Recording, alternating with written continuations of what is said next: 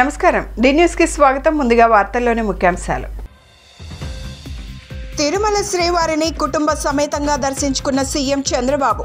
ఆలయ మర్యాదలతో స్వాగతం పలికిన అధికారులు. వైసీపీ నేత విజయసాయి రెడ్డిపై మాజీ ఎమ్మెల్సీ బుద్దా వెంకన్న ఫైర్. వైసీపీ హయాంలో మంత్రులు ఎమ్మెల్యేలు బూతులు తిడుతుంటే అప్పుడు బుద్ధి ఏమైపోయిందంటూ సూటి ప్రశ్న.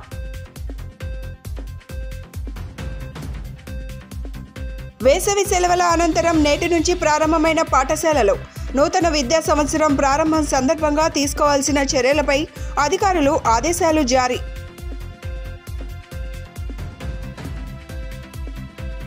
మంత్రి కొల్లు రవీంద్రను మర్యాదపూర్వకంగా కలిసిన ఎంపీ కేశినేని చిన్ని. ఈ సందర్భంగా పరస్పరం శుభాకాంక్షలు తెలుపుకున్న నేతలు. తిరుమల శ్రీవారిని సీఎం చంద్రబాబు దర్శించుకున్నారు. కుటుంబ సభ్యులతో కలిసి స్వామివారిని దర్శించుకున్నారు చంద్రబాబు. నిన్న ప్రమాణ స్వీకారానంతరం ఆయన తన కుటుంబంతో కలిసి తిరుమలకు వెళ్లారు. ఆ తరువాత వైకుంఠం ద్వారా చంద్రబాబు ఆలయంలోకి ప్రవేశించారు. సాంప్రదాయ వస్త్రధారణతో చంద్రబాబు, లోకేష్, దేవాంశ్ శ్రీవారి దర్శనానికి వచ్చారు. ఆలయ మహాద్వారం వద్ద చంద్రబాబుకు అర్చకులు స్వాగతం పలికారు. అనంతరం కుటుంబ సభ్యులతో కలిసి శ్రీవారిని చంద్రబాబు దర్శించుకున్నారు. చంద్రబాబుని చూసిన భక్తులు అక్కడ కేరింతలు కొట్టారు.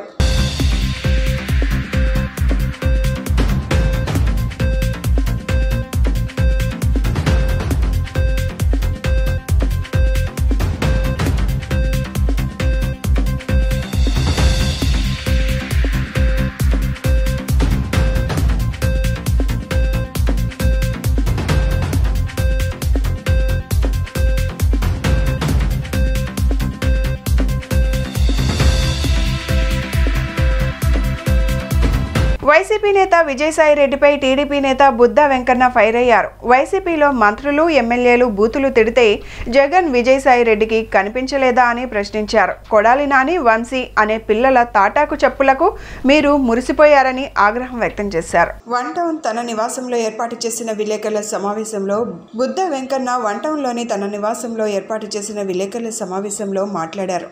నారా లోకేష్ నిర్వహించిన జూమ్ మీటింగ్లోకి కొడాలి నాని, వంశీ వస్తే తప్పు అని ఎందుకు చెప్పలేదన్నారు. దాడులు చేయవద్దని మా నాయకులు ముందే చెప్పారన్నారు. ఎక్కడో ఏదో ఒక ఘటన జరిగితే విజయసాయి రెడ్డి రాద్ధాంతం చేస్తున్నారని మండిపడ్డారు. ఈ 5 ఏళ్లలో విజయసాయి రెడ్డి, జగన్, వైసీపీ శ్రేణుల నోళ్లు ఎందుకు అదుపు చేయలేదన్నారు. ప్రభుత్వం పోగానే పిల్లి అలుపులు అరుస్తున్నారంటూ బుద్దా వెంకన్న ఫైర్ అయ్యారు. విజయసాయి రెడ్డి ఉత్తరాంధ్ర దోచేశారని, వాటిపై విచారణ చేసి చట్టపరంగా చర్యలు తీసుకుంటామని అన్నారు. నిజంగా మేము దాడులు చేయాలని అనుకుంటే ఇలా ఉంటుందా పరిస్థితి అని ప్రశ్నించారు. కక్ష సాధింపు రాజకీయాలు వద్దని తమ అధినేత చంద్రబాబు ప్రకటించారని, జగన్ ఎప్పుడైనా ఇలా ఒక్క ప్రకటన అయినా చేశారా అని నిలదీశారు. ముసలి నక్క విజయసాయి రెడ్డి నిన్న రాజ్యాంగం మీద ఏదో ఇక్కడ రాష్ట్రంలో అరాచకం జరుగుతుంది, దాన్ని ఆపాలి అని ప్రధానమంత్రి గారికి, హోంమంత్రి గారికి లేఖలు పంపించడం చాలా విడ్డూరంగా ఉంది. అసలు ఈ ముసలినక్క విజయసాయి రెడ్డి తెలుగుదేశం ప్రభుత్వం 2014 నుంచి కూడా ఇష్టం వచ్చినట్టు కారు కోతలకు వస్తుంటే మా ప్రభుత్వం ఉండి కూడా ఈ ముసలినక్కని మేమేమీ చేయకుండా వదిలేయడమే తప్పైపోయింది. కాబట్టి 2019 నుంచి 2024 వరకు తెలుగుదేశం పార్టీ శ్రేణుల మీద అనేక దాడులు నిర్వహించడమే కాకుండా నోటికి ఇష్టానుసారం బూతులు మాట్లాడడం, సోషల్ మీడియాలో పెట్టడం, ఇవన్నీ ఈ ముసలి నక్కను, ఈ ముసలి నక్కన పక్కన ఉన్న వాళ్ళకి కనబడలేదా వినబడలేదా అని అడుగుతున్నాం. అరాచకాలు చూస్తే ఒకటి కాదు, జూన్ 4 ఎన్నికల ఫలితాలు ముందు వచ్చే వరకు కూడా పిల్లులు పులి తోలు కప్పుకొని ప్రవర్తించినట్టు జగన్మోహన్ రెడ్డి కానీ లేదా విజయసాయి రెడ్డి కానీ, అలాగే ఇక్కడ కొడాలి నాని, వంశీ, అవినాష్, దారంపూడి చంద్రశేఖర్ రెడ్డి, అంబటి రాంబాబు, పిన్నెల్లి రామకృష్ణారెడ్డి, ఇంకా చాలామంది వీళ్ళందరూ పిల్లులు పులుల్లాగా యాక్ట్ చేశారు ప్రభుత్వాన్ని అడ్డం పెట్టుకొని. మంత్రి కొల్లు రవీంద్రను మర్యాదపూర్వకంగా కలిశారు విజయవాడ ఎంపీ కేశినేని శివనాథ్. ఈ సందర్భంగా మంత్రి కొల్లు రవీంద్రకు శుభాకాంక్షలు తెలిపారు కేశినేని చిన్ని. మంత్రి నివాసంలో కొల్లు రవీంద్రను కలిసి శుభాకాంక్షలు తెలిపిన వారిలో గుడివాడ ఎమ్మెల్యే వెనిగండ్ల రాము, టీడీపీ జాతీయ అధికార ప్రతినిధి కొమ్మారెడ్డి పట్టాభిరామ్ తదితరులు ఉన్నారు.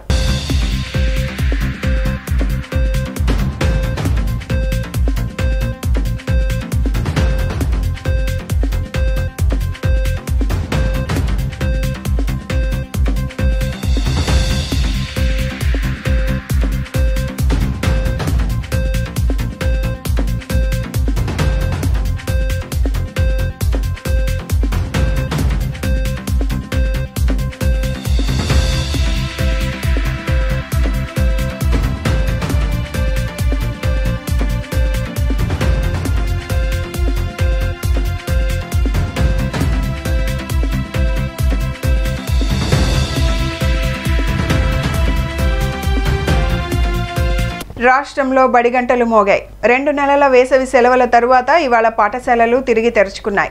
దీంతో విద్యార్థులు భారీ సంఖ్యలో స్కూళ్లకు హాజరయ్యారు. కొత్త విద్యా సంవత్సరం ప్రారంభం నేపథ్యంలో తీసుకోవాల్సిన చర్యలపై ఇప్పటికే అధికారుల నుంచి పాఠశాలలకు ఆదేశాలు అందాయి. రాష్ట్రంలో పాఠశాలలు సుదీర్ఘ వేసవి సెలవు తరువాత నేడు తెరుచుకున్నాయి. కొత్త ప్రభుత్వం కొత్త విద్యా సంవత్సరంతో పాఠశాలలు ప్రారంభమయ్యాయి. రాష్ట్రంలోని అన్ని ప్రభుత్వ, ప్రైవేటు పాఠశాలలు పునఃప్రారంభమయ్యాయి. వాస్తవానికి జూన్ 12న పాఠశాలలు పునః ప్రారంభించాల్సింది ఉండగా రాష్ట్ర ముఖ్యమంత్రిగా చంద్రబాబు మంత్రుల ప్రమాణ స్వీకార మహోత్సవం ఉండడంతో విద్యాశాఖ పాఠశాలల రీఓపెనింగ్ను ఒకరోజు వాయిదా వేసింది. రాష్ట్రంలో కొత్త ప్రభుత్వం అధికారంలోకి రావడంతో కొత్త ముఖ్యమంత్రి, విద్యాశాఖ మంత్రి ఫోటోలతో త్వరలోనే అకాడమిక్ క్యాలెండర్ విడుదల చేయనుంది. పాఠశాలలు ప్రారంభం కాగానే విద్యార్థులందరికీ స్టూడెంట్ కిట్స్ అందజేసే విధంగా విద్యాశాఖ ఆదేశాలు జారీ చేసింది. పాఠశాలలు మళ్లీ తెరుచుకోవడంతో పాఠశాలల్లో అన్ని వసతులు సక్రమంగా ఉండేలా అధికారులు ఏర్పాట్లు చేస్తున్నారు. ప్రస్తుతానికి గతేడాది మాదిరిగానే విద్యార్థులకు భోజనం అందించనున్నారు.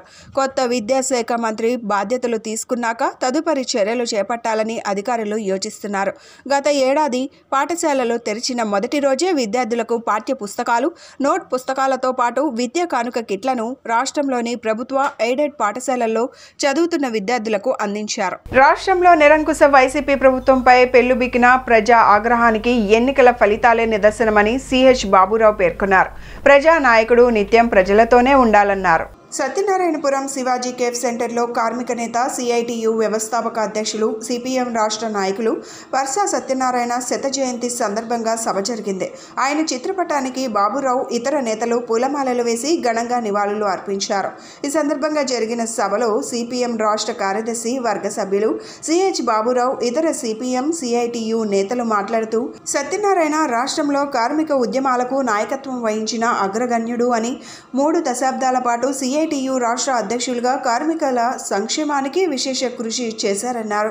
1962వ సంవత్సరంలో పాల్వంచ నుండి కమ్యూనిస్టు శాసనసభ్యుడిగా ఎన్నికై విశాఖ ఉక్కు నిర్మాణం కోసం రాజీనామాతో పదవి త్యాగం చేసినట్లు ఆయన వివరించారు. ఆయన శ్వాస విడిచే వరకు కమ్యూనిస్టు సిద్ధాంతానికి కట్టుబడి ఉన్నారని, ఆయన జీవితం నేటితరం ఆదర్శంగా తీసుకోవాలని బాబురావు పిలుపునిచ్చారు. దేశంలో ఏకపక్ష నిరంకుశ పాలన సాగించిన బీజేపీ, మోడీకి ప్రజలు అడ్డుకట్ట వేశారు అని చెప్పారు. 400 సీట్లతో రాజ్యాంగాన్ని మార్చడానికి కుట్ర పన్నిన మోదీ, బీజేపీకి దేశ ప్రజలు చెక్ పెట్టారని తెలిపారు. మెజారిటీ కూడా బీజేపీకి లేకుండా చేసినట్లు ఆయన పేర్కొన్నారు. ఉద్యమాలను నిరంకుశంగా అణచివేసిన వైసీపీ, జగన్ ప్రభుత్వాన్ని రాష్ట్ర ప్రజలు గద్దెదించారన్నారు. నూతన ప్రభుత్వం ప్రజల ఆకాంక్షలు కనుగుణంగా పనిచేయాలి అన్నారు. సత్యనారాయణ గారి శత జయంతి సందర్భంగా ఆయనకి జోహార్లు. ఆయన సిపిఎం అగ్రనేతగా, అలాగే సిఐటియు కార్మిక సంఘానికి 3 దశాబ్దాల పాటు రాష్ట్ర అధ్యక్షులుగా సేవలు అందించారు. సింగరేణి బొగ్గుగని కార్మికుల్ని కూడగట్టి సంఘాలను ఏర్పాటు చేసి వీరోచితమైన పోరాటాలు జరిపారు. 1962లోనే పాల్వంచలో కమ్యూనిస్టు శాసనసభ్యుడిగా ఎన్నికయ్యి కమ్యూనిస్ట్ పార్టీ శాసనసభ్యులందరూ విశాఖ ఉక్కు ఏర్పాటు కోసం రాజీనామాలు చేసి త్యాగం చేసినటువంటి నాయకుల్లో ఆయన కూడా ఒకరు. జీవితాంతం చివరి వరకు అటు కార్మిక హక్కులు, ప్రజా సమస్యల పరిష్కారం కోసం కమ్యూనిస్ట్ ఉద్యమానికి అంకితమై పనిచేసిన వరసా సత్యనారాయణ గారు రాబోయే తరాలకి ఆయన జీవితం ఆదర్శంగా నిలుస్తుంది. ఇవాళ ఉన్నటువంటి రోజుల్లో ప్రభుత్వాలని ప్రజలు మార్చేశారు, నియంత్రణకి బుద్ధి చెప్పారు, నిరంకుశ విధానాలకి తిప్పికొట్టారు. మరి ఇటువంటి నేపథ్యంలో అధికారం శాశ్వతం కాదు, పదవులు శాశ్వతం కాదు. పదవుల్ని ప్రజల కోసం కాకుండా ప్రజల గొంతు నొక్కడానికి ఉపయోగిస్తే ప్రజలు తగిన రీతిలో బుద్ధి చెప్తారనేటువంటిది అర్థమవుతుంది. దేశ రాజకీయాల్లో మోడీ బీజేపీ పోరాలు తీసేశారు, మెజారిటీ లేకుండా చేసేశారు. విర్రవీగిపోతే ఏమవుతుందో ప్రజలు బుద్ధి చెప్పారు.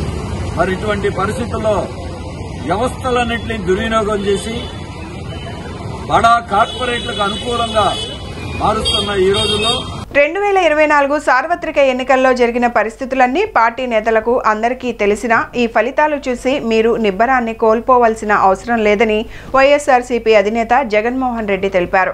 గడిచిన 5 ఏళ్ల కాలంలో గత చరిత్రలో ఎప్పుడూ జరగని విధంగా మేనిఫెస్టోలో చెప్పినట్టుగా 99% వాగ్దానాలు అమలు చేశామని పేర్కొన్నారు. తాడేపల్లిలోని వైఎస్ఆర్ కాంగ్రెస్ పార్టీ కార్యాలయంలో ఎమ్మెల్సీలతో వైఎస్ జగన్మోహన్ రెడ్డి క్యాంపు కార్యాలయంలో సమావేశం నిర్వహించారు. ఈ సందర్భంగా జగన్ మాట్లాడుతూ ఏపీ చరిత్రలో కానీ దేశంలో కానీ ఎప్పుడూ ఇలా జరగలేదని చెప్పారు. మేనిఫెస్టోను బైబిల్లా, ఖురాన్లా, భగవద్గీతలా ఒక పవిత్ర గ్రంథంలా భావించి అమలు చేశామని పేర్కొన్నారు. చరిత్రలో ఏ ప్రభుత్వంలో జరగని విధంగా లంచాలు, వివక్ష లేకుండా సంక్షేమ పథకాలు అందజేశామని చెప్పారు. గతంలో ఎప్పుడూ చూడని సంస్కరణలు అమలుతో పాటు విద్య, వైద్యం, వ్యవసాయం, సామాజిక న్యాయం, మహిళా సాధికారత, సుపరిపాలన విషయంలో ఎప్పుడూ జరగని చూడని సంస్కరణలు తీసుకువచ్చామని చెప్పారు.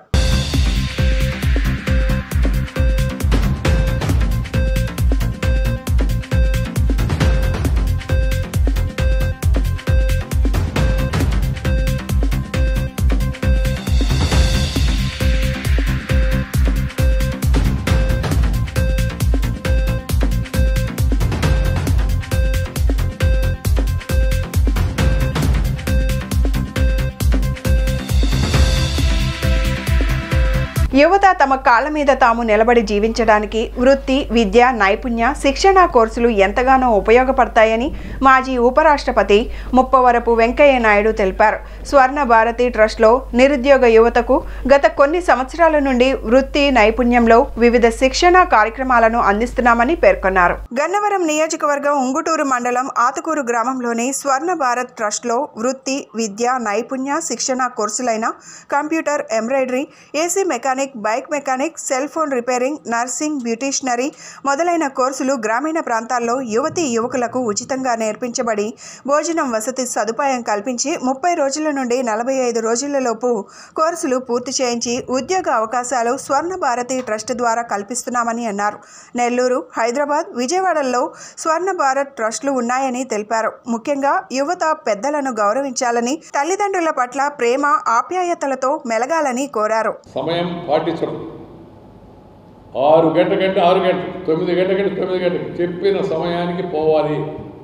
దాన్ని బట్టి జనం నిన్ను ఒక ఎస్టిమేట్ వేస్తారు. సమయ పాలన స్కూల్లో అందుకు వాళ్ళు బెల్ కొడతారు, వెళ్ళిపోయి ఉన్నారు అందరూ, అయిపోయింది గంట కొడతారు. మా ఊరు సమయాన్ని పాటించే అలవాటు మనకు చిన్నప్పటి నుంచి అలవాటు చేసాం. క్రమశిక్షణ, క్రమంతో పద్ధతిగా జీవితంలో నడుచుకోవడం అవుతుంది. వినయం, ఎంత ఎదిగినా ఒదిగి ఉండడం, ఒదిగి ఉండడం ఇటు ఒమ్మని కాదు, వినయంగా ఉండడం, ఎదిగినా ఒదిగి ఉండడం. తర్వాత అన్నిటికన్నా ముఖ్యంగా మనం నేర్చుకోవాల్సిందంటే ఇష్టపడే పని, అది కష్టపడినా నష్టపడేది లేదు. ఈ విషయాన్ని మనం గుర్తించాలి. చూడండి, నేను రాజకీయాల గురించి పెద్దగా మాట్లాడను, కానీ రాజకీయాల గురించి మాట్లాడను, ఎందుకంటే రాజకీయాలు లేను. రాజ్యాంగ పదవిలోకి వెళ్ళిన తర్వాత రాజకీయం పైన మాట్లాడడం వదిలేశాను. రాజకీయ పార్టీల గురించి ఇవాళ పేపర్లో ఉదయాన్నే ఒక వార్త చదివాను. పైనేమో మంచి రోజులు వచ్చాయి, అది రాజకీయ కామెంట్ కావచ్చు. కింద 1631 రోజులు సుదీర్ఘ ఉద్యమానికి స్వస్తి.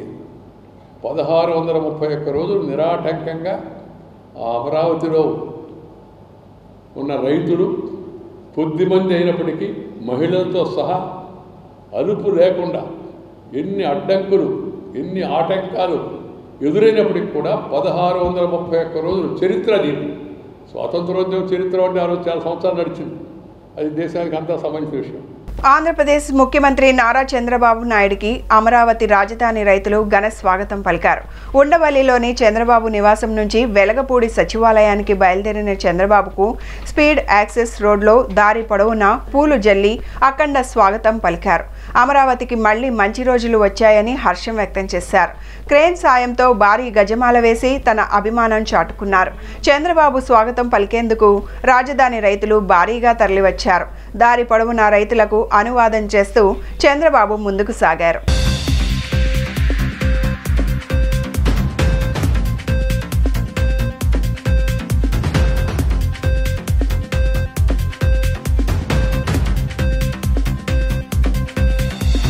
రిపబ్లిక్ పార్టీ ఆఫ్ ఇండియా నేత బోరుగడ్డ అనిల్ కుమార్ పార్టీ కార్యాలయానికి గుర్తు తెలియని వ్యక్తులు నిప్పు పెట్టారు. అర్ధరాత్రి సమయంలో గుంటూరు డొంకరోడ్డు శ్రీనగర్లో ఉన్న ఆఫీస్ను దుండగులు తగులబెట్టారు. సమాచారం అందుకున్న ఫైర్ సిబ్బంది వెంటనే రంగంలోకి దిగి మంటలు ఆర్పారు. ఈ ఘటనలో ఫర్నిచర్ పూర్తిగా అగ్నికి ఆహుతైంది. అయితే ఇది స్థానిక టీడీపీ నాయకుల పనేనని ఆరోపిస్తున్నారు అనిల్ కుమార్.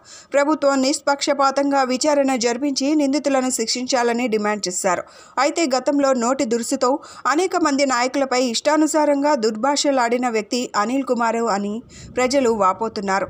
చంద్రబాబు, పవన్ కళ్యాణ్ని సైతం వ్యక్తిగత దూషణలు చేసిన వ్యక్తి అనిల్ అని స్థానిక ప్రజలు గుర్తు చేసుకుంటున్నారు.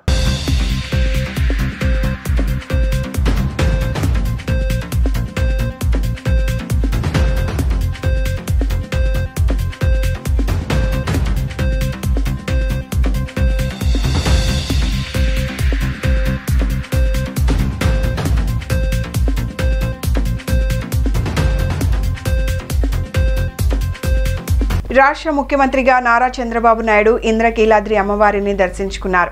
సీఎం హోదాలో తొలిసారి ఆలయానికి విచ్చేసిన ముఖ్యమంత్రికి ఆలయ పండితులు, అధికారులు వేద మంత్రాలు, మంగళ వాయిద్యాల నడుమ పూర్ణ కుంభ స్వాగతం పలికారు. ముఖ్యమంత్రి నారా చంద్రబాబు నాయుడు ఇంద్రకీలాద్రి అమ్మవారిని దర్శించుకున్నారు. అనంతరం సీఎం దంపతులు అమ్మవారికి ప్రత్యేక పూజలు చేశారు. అమ్మవారికి పట్టు వస్త్రాలు సమర్పించారు. అమ్మవారి దర్శనానంతరం వేద పండితులు చంద్రబాబు దంపతులకు వేదాశీర్వచనాన్ని అందించారు. ఈ సందర్భంగా సతీమణి భువనేశ్వరి మెడలో చంద్రబాబు పూలమాల వేశారు. ఆశీర్వచనం అనంతరం లడ్డు ప్రసాదాన్ని, అమ్మవారి చిత్రపటాన్ని చంద్రబాబు దంపతులకు ఆలయ ఈవో రామారావు అందజేశారు. కాగా చంద్రబాబు వెంట టీడీపీ కార్యకర్తలు, నాయకులు, అభిమానులు ఆలయానికి వచ్చారు.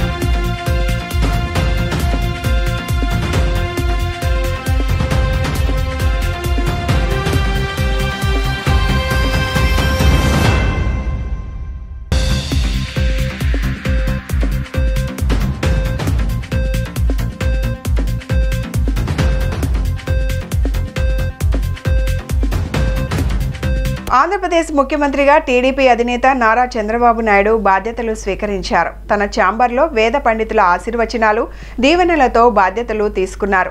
దారి పొడవునా భారీ స్వాగతాలతో సచివాలయానికి చేరుకున్న ఆయన అధికారిక ఫైళ్లపై సంతకాలు చేసి రాష్ట్ర పగ్గాలు చేపట్టారు. రాష్ట్ర ముఖ్యమంత్రి నారా చంద్రబాబు నాయుడు సచివాలయంలో బాధ్యతలు తీసుకున్నారు. బాధ్యతలు తీసుకున్న మరుక్షణం గత ఎన్నికల్లో ఇచ్చిన తొలి 5 హామీలపై సంతకాలు చేశారు. మొదటి సంతకం మెగా డిఎస్సి, రెండవ సంతకం ల్యాండ్ టైటిలింగ్ యాక్ట్ రద్దు, 4000 పెన్షన్ పెంపు, అన్నా క్యాంటీన్, స్కిల్ డెవలప్మెంట్ పై సంతకాలు చేశారు. మంత్రులు చంద్రబాబుకు అభినందనలు తెలియజేశారు. వివిధ పథకాల లబ్ధిదారులతో ముఖ్యమంత్రి చంద్రబాబు ప్రత్యేక భేటీ అయ్యారు.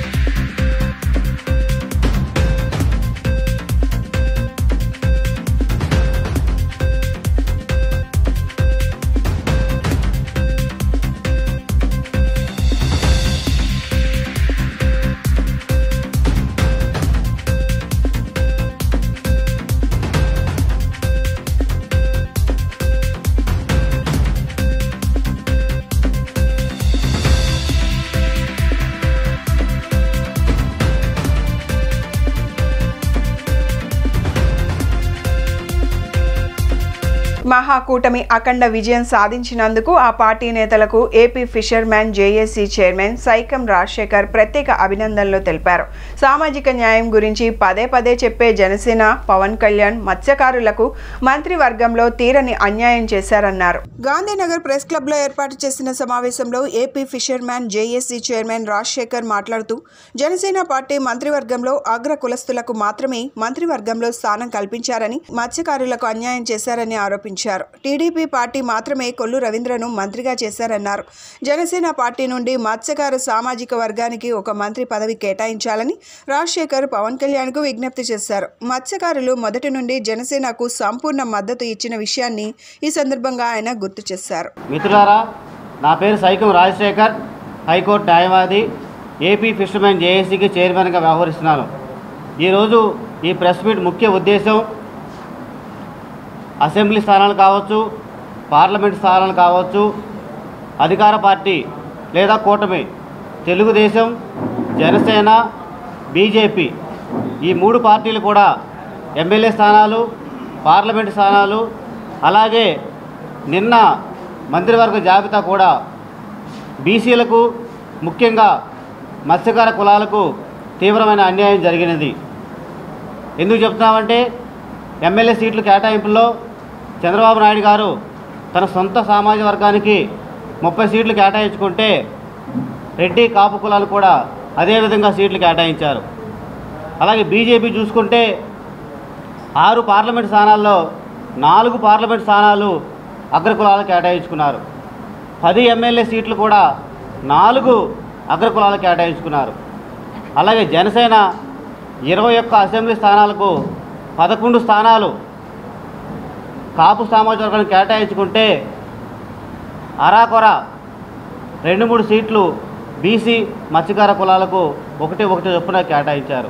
వీటిలో కూడా కమ్మ కులానికి, బ్రాహ్మణ కులానికి కేటాయించుకున్నారు. ఇది సామాజిక విరుద్ధం, సామాజిక న్యాయ సూత్రానికి విరుద్ధం. ప్రజాస్వామిక దేశంలో జనాభా దామాషిక ప్రకారం ఆయా కులాలకు జనాభా దామాషిక ప్రకారం సీట్లు కేటాయించాలి. మేము ఎందుకు చెప్తున్నామంటే ఈ రాష్ట్ర వ్యాప్తంగా మత్స్యకారులు 16 కులాలు కలిగి దాదాపు 40 లక్షల జనాభా కలిగిన మత్స్యకారులకు కూటమి 3 అంటే 3 సీట్లు కేటాయించాయి. ప్రకాశం బ్యారేజీపై నుండి నదిలోకి దూకింది 45 సంవత్సరాలు గల ఒక మహిళ. సంఘటనా స్థలంలో బ్యాగ్ లభ్యమైంది. సమాచారం అందుకున్న ఎన్డీఆర్ఎఫ్ సిబ్బంది గాలింపు చర్యలు చేపట్టారు. దీనికి సంబంధించి మరింత సమాచారం తెలియాల్సి ఉంది.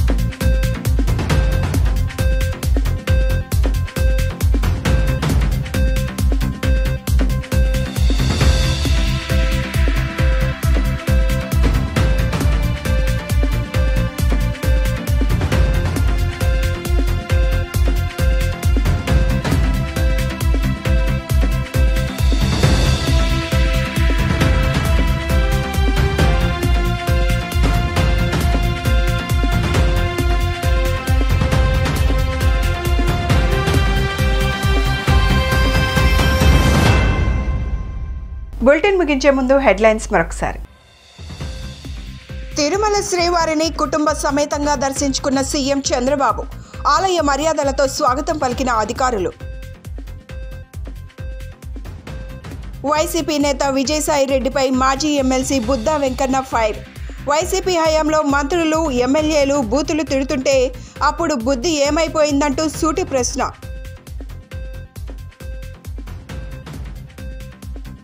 వేసవి సెలవుల అనంతరం నేటి నుంచి ప్రారంభమైన పాఠశాలలు.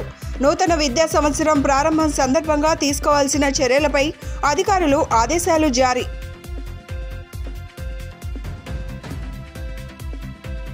మంత్రి కొల్లు రవీంద్రను మర్యాదపూర్వకంగా కలిసిన ఎంపీ కేసినేని చిన్ని. ఈ సందర్భంగా పరస్పరం శుభాకాంక్షలు తెలుపుకున్న నేతలు. ఇవి ఈనాటి bulletin updates. Keep watching the news.